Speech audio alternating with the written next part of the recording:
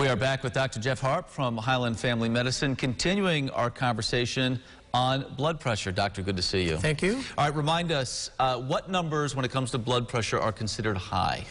All right, so high is considered greater than 140/90. Normal is considered less than 120/80, and then in the middle is called pre-hypertension. Those numbers move a little bit. Recently, we adjusted them down because we realized that it's better for people to have a little bit lower blood pressure. I see. If we determine that someone's blood pressure is too high or elevated, how do we treat it?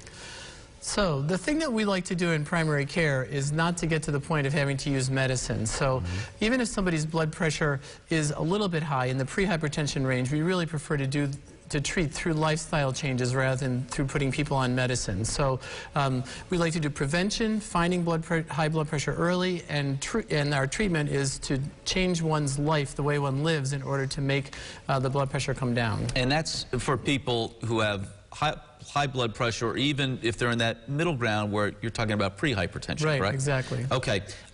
What kinds of things beyond that can people do to try to avoid high blood pressure? So to avoid high blood pressure, basically, the cardinal things are lifestyle things. So eating a healthy diet, lots of fruits and vegetables, avoiding lots of salt. And there's a thing called the DASH diet that's out there that one can look up online that talks about low salt and healthy living.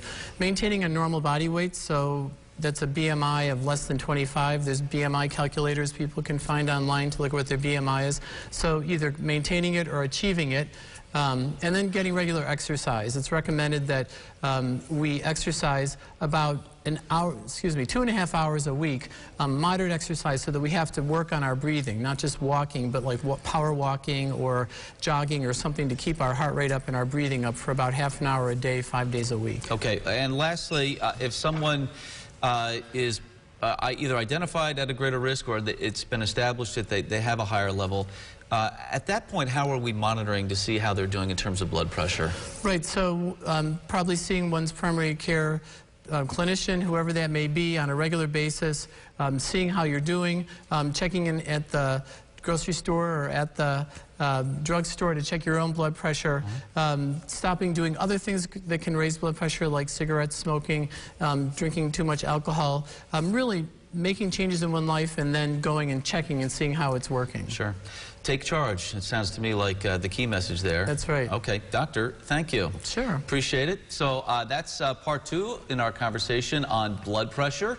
If you missed either part or want to see more, look for these online as always at rochesterfirst.com.